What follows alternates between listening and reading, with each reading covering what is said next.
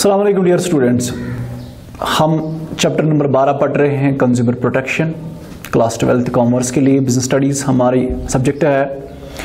तो उसका जो आज हम टॉपिक डिस्कस करने जा रहे हैं that's ways and means of consumer protection, यानी कौन कौन से ऐसे तरीके हैं, कौन कौन से ऐसे रास्ते हैं जिससे हम एक कंज्यूमर को, एक ग्राहक को बचा सकते हैं किसी भी अनफेयर या किसी भी अनफेयर ट्रेड प्रैक्टिस से, या हम कैसे एक कंज्यूमर को एक्सप्लॉयटेशन या ज्यादती से बचा सकें। There are number of ways यहाँ पे जो हमने डिस्कस करेंगे, दैट विल बी 5 वेज। ये 5 ऐसे तरीके हैं जिससे हम एक कंज्यूमर को किसी भी अनफेयर ट्रेड प्रैक्टिस से बचा सकते हैं। सबसे पहले सेल्फ रेगुलेटरी बिजनेस। इस टाइम जो लार्ज कंपनीज हैं जो पिछले कई सालों से चल रही है, उनने ये चीज़ रियलाइज़ किया कि अगर हमें मार्केट में लॉन्ग रन के लिए सरवाइव करना है, लॉन्ग रन इंटरेस्ट अचीव करने के लिए हमें एक चीज़ ज़रूरी करना है, हमें कस्टमर्स की सेटिस्फेक्शन को तरजीह देना है। और कस्टमर सेटिस्फेक्शन के लिए आपके पास जो मेन इंपॉर्टेंट चीज़ ये है कि आप एक ग्रीवेंस सेल, शिकायत दर्ज करने वाला, जहां से कस्टमर्स अपनी शिकायतें दर्ज कर सकते हैं, उसके लिए एक फोरम बनाए, यानी एक ऑफिस बनाएंगे। हम हर एक डिस्ट्रिक्ट में हम एक ऑफिस बनाएंगे, जिस ऑफिस में हमें जो भी कस्टमर्स को जो भी शिकायतें होंगे वो शिकायत वो वहां पे लेके आएंगे और उनको वहां पे बाज़ाब्ता उन शिकायत का अजाला किया जाएगा। तो क्या किया, हर एक कंपनी ने, जो भी इस टाइम मल्टीनेशनल कंपनीज है, जो भी बड़े बड़े कंपनीज हैं, उन्होंने चाहे स्टेट लेवल पे या नेशनल लेवल पे अपने ग्रीवेंस सेल्स, शिकायतें फोरम जिसको हम कहते हैं, अपने शिकायतें फोरम अपने बलबूते पे सेटअप किए, ताकि जिन कस्टमर्स को कोई भी शिकायत होगी उन शिकायतों को हम यहां पे सुने और उन शिकायतों को हम यहां से सोल्यूशन प्रोवाइड करें। तो companies established their own grievance cells to attend the problems and complaints of customers. तो मुद्दा और मकसद ये था कि जो भी कस्टमर जो है, हमें कस्टमर को सेटिस्फाई कराना है। कस्टमर सेटिस्फाई कराने के लिए हमें क्या करना है, उनकी शिकायतों को समझना है और उनकी शिकायतों को कंपनसेशन या उनकी शिकायतों को अजाला करना है। सेकंड, इसके अलावा बहुत सारे इंस्टीट्यूशंस कायम किए गए गवर्नमेंट ऑफ इंडिया की तरफ से भी, या जो नॉन प्रॉफिट ऑर्गेनाइजेशंस भी है, जिनने देखा कि कस्टमर जो है इन रियलिटी में हर एक तरफ से इसको वार चल रहा है, एक्सप्लॉयटेशन ऑफ कंज्यूमर्स बढ़ती जा रही है। तो कुछ इंस्टीट्यूशंस आए जिसमें 2 इंपॉर्टेंट इंस्टीट्यूशंस है। Number 1 federation of Indian chamber of commerce, जिसको हम FICCI के नाम से भी जानते हैं, और दूसरा है CII, confederation of Indian industries, CII। हमने ये 2 चीजें इससे पहले भी डिस्कस की है। तो ये जो 2 इंस्टीट्यूशंस है ना, ये इस वजह से सेटअप किए गए ताकि कस्टमर को बचाए। जो भी कस्टमर के साथ ज्यादती हो रही है, नाइंसाफी हो रही है, उसको हम कैसे रोक सके। ये 2 इंस्टीट्यूशंस है जिन्होंने क्या किया, इन्हें एक common code of conduct setup किया, कुछ कॉमन गाइडलाइंस इनने जारी की, जिन गाइडलाइंस को जो भी दुकानदार है उसको वो फॉलो करना है, मैंडेटरी है उसके लिए, कि जब भी वो कस्टमर के साथ डील करेगा उसको वो उन गाइडलाइंस को फॉलो करना है। जब एक कंज्यूमर जो है, सॉरी, जब एक सेलर जो है, ट्रेडर जो है, इन इंस्टीट्यूशंस का गाइडलाइंस फॉलो करेगा, there will be the least chances of consumer exploitation. फिर ये प्रैक्टिकली होता है नहीं होता है, that is a secondary case.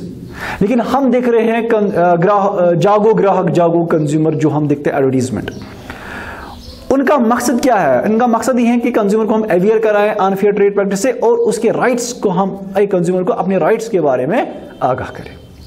वो जो एडवर्टीजमेंट देना, आम लोगों को नॉलेज प्रोवाइड करना, कंज्यूमर्स को अवेयर कराना, ये इन्हीं 2 इंस्टीट्यूशंस की देन है, FICCI और confederation of Indian chamber of commerce की। ये जो 2 इंस्टीट्यूशंस है, ये ऐसा ही काम करते हैं जो कंज्यूमर्स को अवेयर कराते हैं अपने रिस्पॉन्सिबिलिटीज, अपने राइट्स के बारे में, अपनी ड्यूटीज के बारे में, ये उनको आगाह कराते हैं। इसके अलावा हम कैसे, और एक तरीका जिसे हम कंज्यूमर को बचा सकते हैं किसी भी किसी एक्सप्लॉयटेशन से, वो ये है कंज्यूमर अवेयरनेस। यानी हम ग्राहकों को नॉलेज होनी चाहिए अपने राइट्स के बारे में, अपनी रिस्पॉन्सिबिलिटीज के बारे में, अपनी ड्यूटीज के बारे में। जब भी आप कोई चीज खरीदोगे तो आप उसे कैश मेमो हासिल जरूर करें। जब भी आप कोई चीज खरीदोगे आप उसकी क्वालिटी चेक करो, आप उसके क्वालिटी स्टैंडर्ड मार्क्स चेक करो, ISI मार्क, हॉल मार्क वगैरह वगैरह। हर एक चीज पे आप जो गवर्नमेंट ऑफ इंडिया ने जो क्वालिटी स्टैंडर्ड्स सेट किए हैं उन क्वालिटी स्टैंडर्ड्स को आप चेक करोगे। जब आप क्वालिटी कॉन्शियस रहोगे, जब आपको इन सब चीजों के बारे में नॉलेज होगी, तब आप किसी भी एंगल से एक्सपर्ट नहीं हो जाओगे। लेकिन जब आप इग्नोरेंट होगे, जब आपको चीजों के बारे में पता ही नहीं होगा कि कौन सा चीज असली है, कौन सा चीज नकली है, और किस चीज का क्या प्राइस है, हमारे हुकूक क्या है, हमारे रिस्पॉन्सिबिलिटीज क्या है, सो वहां पे चांस बनता है कि आप एक्सपर्ट हो सकते हो। इसलिए कंज्यूमर को सबसे पहले इंपॉर्टेंट चीज ये है, अगर आप कंज्यूमर एक्सप्लॉयटेशन को बचाना चाहते हो तो इसके लिए मेन जो हथियार है, मेन टूल जो है वो ये है कि आप कंज्यूमर को अवेयर कराए, कंज्यूमर उसको अपने राइट्स के बारे में बताए, उनको रिस्पॉन्सिबिलिटीज के बारे में बताए, ताकि वो अपने इंटरेस्ट को सेफ गार्ड कर सके, ताकि वो अपने आप को बचा सकें किसी भी अनफेयर ट्रेड प्रैक्टिस से। इसके अलावा कंज्यूमर ऑर्गेनाइजेशंस, बहुत सारे ऑर्गेनाइजेशंस सेटअप किए गए, चाहे वो नॉन गवर्नमेंट ऑर्गेनाइजेशंस या गवर्नमेंट ऑर्गेनाइजेशंस है, जिनका मकसद ही यही है कि कंज्यूमर्स को अवेयर कराए और कंज्यूमर की जो भी शिकायतें हैं वो सुने और उन शिकायतों को हम सॉल्यूशन प्रोवाइड करें। जैसे आप देख रहे हो कि आप जब एडवर्टाइजमेंट देख रहे हो कि वहां पे बता रहा है कि आप कंज्यूमर फोरम में जाके अपनी शिकायतें दर्ज कर सकते हो। वहां पे आपको मामूली सा फीस देना पड़ता है, आपको खुद वो केस नहीं लड़ना पड़ता है, बल्कि वो उनको खुद जिस दुकानदार ने कोई भी अनफेयर ट्रेड प्रैक्टिस निभाई होती है उसको वो खुद उससे फिर सामना करते हैं। फिर कंज्यूमर को वहां पे खुद नहीं जाना पड़ता, उसको just he has to file a complaint. But एक चीज ये है, जब कंज्यूमर रेडी होगा किसी भी दुकानदार के खिलाफ शिकायत करने के लिए, लेकिन वो फेयर होना चाहिए। इसके अलावा गवर्नमेंट का भी बहुत ही अहम रोल अदा होता है, खासकर जब हम कंज्यूमर की राइट्स के बारे में कहते हैं, जब हम कंज्यूमर प्रोटेक्शन की बात करते हैं तो वहां पे भी गवर्नमेंट का अहम रोल अदा है। तो गवर्नमेंट कैसे आम कंज्यूमर को बचा सकती है? By passing of laws. Government का मेन काम है कि लॉज, स्ट्रिक्ट लॉज बनाना उन लोगों के लिए जो लोग एक्सप्लॉयटेशन ऑफ कस्टमर्स करते हैं, चाहे मिसलीडिंग एडवर्टीजमेंट करते हैं या चाहे वो क्वालिटी हार्मफुल प्रोडक्ट्स बनाते हैं या सबस्टैंडर्ड क्वालिटी प्रोडक्ट्स बनाते हैं, तो उनके खिलाफ सख्त से सख्त लॉज बनाना गवर्नमेंट का काम है। जिसमें से सबसे अहम जो एक्ट है वो है कंज्यूमर प्रोटेक्शन एक्ट 1986, जो हमने स्टार्टिंग में ही पढ़ा। ये गवर्नमेंट ने स्टार्ट किया एक लॉ कंज्यूमर्स को बचाने के लिए, कंज्यूमर प्रोटेक्शन एक्ट 1986, जिसके जरिए से एक कंज्यूमर जो है अपने आप को बचा सकता है। इसके अलावा इस कंज्यूमर प्रोटेक्शन एक्ट 1986 में 3 टायर मैकेनिज्म रखा गया। 3 टायर का मतलब है एक है इसमें district level, state level and national level. District level एक कोर्ट है, मान लीजिए एक ऐसा कोर्ट है जहां पे कंज्यूमर को कंपनसेशन प्रोवाइड किया जाता है अगर उसको किसी ट्रेडर ने एक्सप्लॉइट किया होगा। लेकिन बशर्ते कि जो उसका कंपनसेशन, जो उसका नुकसान होगा वो अप टू 20 लाख होगा। अगर उसका नुकसान 20 लाख तक होगा तब जाके वो अपनी शिकायत डिस्ट्रिक्ट लेवल फोरम में दर्ज करा सकता है और डिस्ट्रिक्ट लेवल फोरम उसको कंपनसेशन दिलवा सकता है अगर उसने केस जीता, अगर वो सच्चा है। अगर उसका कंपनसेशन 20 लाख से ज्यादा है, अगर उसका मतलब कोई चीज जो नुकसान हो गया, जो उसको लगा कि मुझे एक्सप्लॉइट किया गया, मुझे अनफेयर ट्रेड प्रैक्टिस से मुझे फंसाया गया किसी ट्रेडर ने, तो अपनी शिकायत स्टेट फोरम में दर्ज करा सकता है। ये सेकंड टायर है इसका, जहां पे उसकी जो कंपनसेशन लेवल है, जो वैल्यू ऑफ लॉस जो है वो 20 लाख से लेके 1 करोड़ तक है, यानी 20 लाख ऊपर लेकिन 1 करोड़ से कम। तो वो इस सिचुएशन में वो अपनी शिकायत वो कंज्यूमर दर्ज कर सकता है स्टेट फोरम में।